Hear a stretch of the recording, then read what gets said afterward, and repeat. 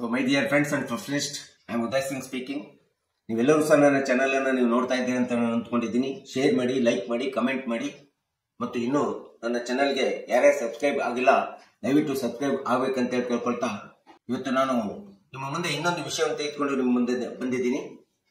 ನಾನು ಇವತ್ತು ಆಯ್ಕೆ ಮಾಡಿಕೊಂಡಿರ್ತಕ್ಕಂಥ ವಿಷಯ ಅಂತಂದ್ರೆ ಹೊಸದಾಗಿ ಬಂದಿರತಕ್ಕಂಥ BNS 2023 ಬಂದಿರತಕ್ಕಂಥ ಕಾಯ್ದೆ ಪ್ರಕಾರ ಪೆಟ್ಟಿ ಆರ್ಗನೈಸ್ಡ್ ಕ್ರೈಮ್, ಚಿಕ್ಕ ಸಂಘಟಿತ ಅಪರಾಧಗಳು, ಇದರ ಬಗ್ಗೆ ಒಂದಿಷ್ಟು ಸಂಕ್ಷಿಪ್ತವಾದಂತಹ ವಿವರಣೆಯನ್ನ ಈ ವಿಡಿಯೋ ಮೂಲಕ ನಾನು ಹೇಳಲಿಕ್ಕೆ ಇಷ್ಟಪಡ್ತಾ ಇದ್ದೇನೆ.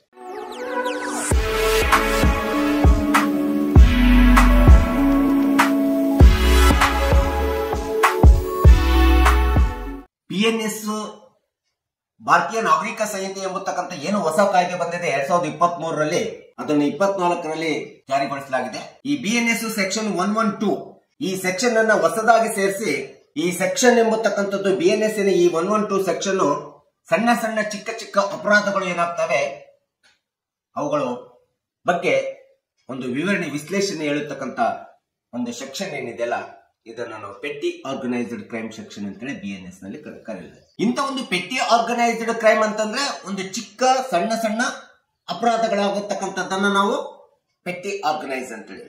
ಈ ಸೆಕ್ಷನ್ 112 ಪ್ರಕಾರ ಯಾವುದೇ ಒಬ್ಬ ವ್ಯಕ್ತಿ ಅಥವಾ ಕೆಲವೇ ಒಂದು ಗುಂಪಿನ ವ್ಯಕ್ತಿಗಳು ಸೇರ್ಕೊಂಡ್ಬಿಟ್ಟು ಯಾವುದೇ ಒಂದು ಕಾನೂನು ಬಾಹಿರವಾದಂತಹ ಚಟುವಟಿಕೆಗಳಲ್ಲಿ ಸಕ್ರಿಯವಾಗಿ ಪಾಲ್ಗೊಂಡು ಅಥವಾ ಸಕ್ರಿಯವಾಗಿ ತೊಡಗಿಸಿಕೊಂಡ್ಬಿಟ್ಟು ಯಾವುದೇ ಒಂದು ಅಪರಾಧವನ್ನು ಮಾಡಿದಾಗ ಅದನ್ನು ನಾವು ಸಹಜವಾಗಿ ಪೆಟ್ಟಿ ಆರ್ಗನೈಸ್ಡ್ ಕ್ರೈಮ್ ಅಂತೇಳಿ ನಾವು ಕರಿತೀವಿ. ಸೊ ಚಿಕ್ಕ ಚಿಕ್ಕ ಒಂದು ಅಪರಾಧಗಳು, ಒಬ್ಬ ವ್ಯಕ್ತಿ ಅಥವಾ ಇಬ್ಬರು ವ್ಯಕ್ತಿ ಅಥವಾ ಮೂವರು ವ್ಯಕ್ತಿ ಅಥವಾ ಒಂದು 4 ಜನ ಸೇರ್ಕೊಂಡು ಗುಂಪುಗಳನ್ನು ಸೇರ್ಕೊಂಡ್ಬಿಟ್ಟು ಯಾವುದೇ ಒಂದು ಕಾನೂನು ಬಾಹಿರ ಚಟುವಟಿಕೆಗಳಿಗೆ ತೊಡಗಿದಾಗ ಆಗುವಂತ ಅಹಿತಕರ ಘಟನೆಗಳನ್ನ ನಾವು ಪೆಟ್ಟಿ ಆರ್ಗನೈಸ್ಡ್ ಕ್ರೈಮ್ಸ್ ಅಂತೇಳಿ BNS ಸೆಕ್ಷನ್ 112 ನಮಗೆ ಸ್ಪಷ್ಟವಾಗಿ ಹೇಳ್ತದೆ.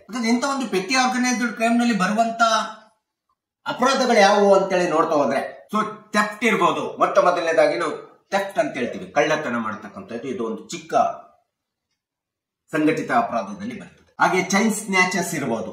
ರೋಡ್ ನಲ್ಲಿ ಹೋಗ್ತಾ ಇರ್ತಕ್ಕಂಥ ಹೆಣ್ಮಕ್ಳು ಕೊರಳಲ್ಲಿ ಇರ್ತಕ್ಕಂಥ ಮಾಂಗಲ್ಯಗಳನ್ನ, ಚೈನ್ಗಳನ್ನ ಕಿತ್ಕೊಂಡು ಹೋಗ್ತಕ್ಕಂಥದ್ದು, ಇದು ಸಹ ಒಂದು ಪೆಟ್ಟಿ ಆರ್ಗನೈಸ್ಡ್ ಕ್ರೈಮ್ ನಲ್ಲಿ ಬರ್ತದೆ. ಅಥವಾ ಇನ್ನೊಬ್ಬರಿಗೆ ಮೋಸ ಮಾಡ್ತಕ್ಕಂಥದ್ದು, ಚೀಟಿಂಗ್ ಮಾಡ್ತಕ್ಕಂಥದ್ದು ಇರ್ಬೋದು, ಅಥವಾ ವಂಚನೆ ಮಾಡ್ತಕ್ಕಂಥದ್ದು ಇರ್ಬೋದು, ಅಥವಾ ಅನಧಿಕೃತವಾಗಿ ಯಾವುದೇ ವಿಧವಾದಂತಹ ಟಿಕೆಟ್ ಗಳನ್ನ ಮಾರಾಟ ಮಾಡ್ತಕ್ಕಂಥದ್ದು ಇರ್ಬೋದು, ಗ್ಯಾಂಬ್ಲಿಂಗ್ ಅಥವಾ ಬೆಟ್ಟಿಂಗ್ ಕಟ್ಟತಕ್ಕಂಥದ್ದು, ಅಥವಾ selling the public examination question ಪೇಪರ್ಸ್ಗಳು, ಸ್ಕೂಲ್ ಶಾಲೆ ಕಾಲೇಜುಗಳಲ್ಲಿ ನಡೆಯುವಂತ ಪಬ್ಲಿಕ್, ಸರ್ಕಾರ ನಡೆಸುವಂತ ಒಂದು ಪಬ್ಲಿಕ್ ಪ್ರಶ್ನೆ ಪತ್ರಿಕೆಗಳೇನಿರ್ತವೆ ಅಂತ ಪ್ರಶ್ನೆ ಪತ್ರಿಕೆಗಳನ್ನ ಲೀಕ್ ಮಾಡ್ತಕ್ಕಂಥದ್ದು ಅಥವಾ ಪ್ರಶ್ನೆ ಪತ್ರಿಕೆಗಳನ್ನ ಮಾರಾಟ ಮಾಡ್ತಕ್ಕಂಥದ್ದು. ಸೊ ಮನೆಗಳಲ್ಲಿ ವೆಲ್ಲಿಂಗ್ ಹೌಸ್ ನಲ್ಲಿ ಥೆಫ್ಟ್ ಮಾಡ್ತಕ್ಕಂಥದ್ದು, ವಾಸಿಸತಕ್ಕಂಥ ಮನೆಗಳಲ್ಲಿ ಕಳ್ತನ ಮಾಡ್ತಕ್ಕಂಥದ್ದು, ಅಥವಾ ಪಿಕ್ ಪ್ಯಾಕೆಟಿಂಗ್ ಇರಬಹುದು, ATM ನಲ್ಲಿ ಕಳ್ತನ ಮಾಡ್ತಕ್ಕಂಥದ್ದು ಇರ್ಬೋದು.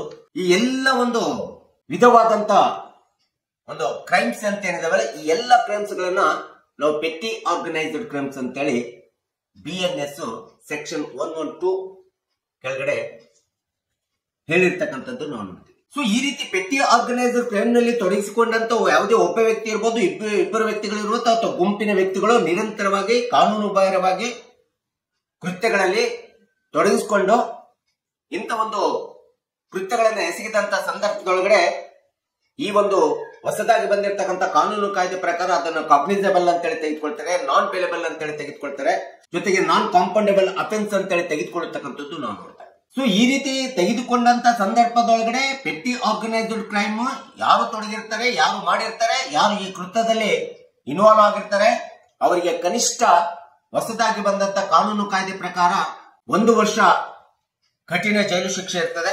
ಸೊ ಇನ್ನೂ ಹೆಚ್ಚು ಅಂತಂದ್ರೆ ಆ 1 ವರ್ಷದ ಜೈಲು ಶಿಕ್ಷೆಯನ್ನ ಮತ್ತು ದಂಡವನ್ನ ಅದನ್ನ ಎಕ್ಸ್ಟೆನ್ಷನ್ ಮಾಡಬಹುದು. 7 ವರ್ಷದವರೆಗೆ ಜೈಲು ಶಿಕ್ಷೆಯನ್ನು ಮುಂದುವರಿಸಬಹುದು. 1 ವರ್ಷದಿಂದ 7 ವರ್ಷದವರೆಗೆ ಜೈಲು ಶಿಕ್ಷೆಗೆ ಒಳಗಾಗಬೇಕಾಗುತ್ತೆ. ಜೊತೆಗೆ ದಂಡನೂ ಸಹ ವಿಧಿಸ್ತಾರೆ. ಈ ಎರಡನ್ನೂ ಸಹ ಹಾಕತಕ್ಕಂಥದ್ದನ್ನ ನಾವು ಪೆಟ್ಟಿ ಆರ್ಗನೈಸ್ಡ್ ಕ್ರೈಮ್ ನಲ್ಲಿ ನೋಡ್ತೀವಿ ಸೆಕ್ಷನ್ 112 ಪ್ರಕಾರ BNS ನಲ್ಲಿ. ಸೊ ಈ ರೀತಿ ಕಾಗ್ನಿಸಬಲ್, ನಾನ್ ಕಾಂಪೌಂಡೇಬಲ್, ನಾನ್ ಕಾಂಪೌಂಡೇಬಲ್ ಮತ್ತು ನಾನ್ ಬೇಲೇಬಲ್ ಅಫೆನ್ಸ್ ಅಂತೇಳಿ ಈ ಒಂದು ಪೆಟ್ಟಿ ಆರ್ಗನೈಸ್ಡ್ ಕ್ರೈಮ್ಸ್ ಅನ್ನ ತೆಗೆದುಕೊಂಡಂತ ಸಂದರ್ಭದೊಳಗಡೆ ಇದು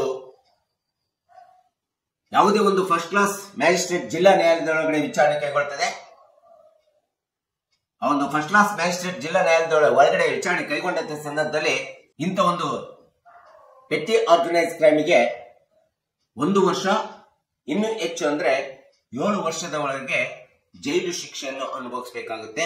ಸೊ ಹೀಗೆ BNS 2023ದಲ್ಲಿ ಬಂದಿರತಕ್ಕಂತ ಭಾರತೀಯ ನಾಗರಿಕ ಸಂಹಿತೆ IPCಗೆ ಪೂರಕವಾಗಿ ಬಂದಿರತಕ್ಕಂತ ಭಾರತೀಯ ನಾಗರಿಕ ಸಂಹಿತೆ ಒಳಗಡೆ ಈ ಒಂದು ಸೆಕ್ಷನ್ 112 ಅಡಿ ಒಳಗಡೆ ಈ ಹೊಸದಾಗಿ ಈ ಸೆಕ್ಷನ್ ಅನ್ನು ಸೇರಿಸ್ಬಿಟ್ಟು ಇಂಥ ಒಂದು ಚಿಕ್ಕ ಚಿಕ್ಕ ಸಣ್ಣ ಸಣ್ಣ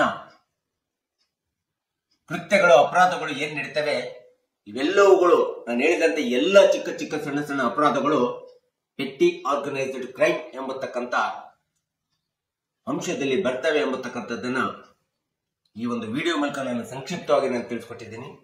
ದಯವಿಟ್ಟು ಈ ವಿಡಿಯೋ ಇಷ್ಟ ಆಗಿದ್ರೆ ಶೇರ್ ಮಾಡಿ, ಲೈಕ್ ಮಾಡಿ, ಕಮೆಂಟ್ ಮಾಡಿ ಮತ್ತು ನನ್ನ ಚಾನೆಲ್ಗೆ ಇನ್ನೂ ಯಾರ್ಯಾರು ಸಬ್ಸ್ಕ್ರೈಬ್ ಆಗಿಲ್ಲ ದಯವಿಟ್ಟು ಸಬ್ಸ್ಕ್ರೈಬ್ ಆಗ್ಬೇಕಂತ ಹೇಳ್ತಾ ಇವತ್ತಿನ ವಿಷಯಕ್ಕೆ ವಿರಾಮವನ್ನು ಹೇಳ್ತೀನಿ. ನಾನು ಇನ್ನೊಂದು ವಿಷಯವನ್ನು ತೆಗೆದುಕೊಂಡು ನಿಮ್ಮ ಮುಂದೆ ಬರ್ತೀನಿ. ಜೈ ಹಿಂದ್, ಜೈ ಕರ್ನಾಟಕ.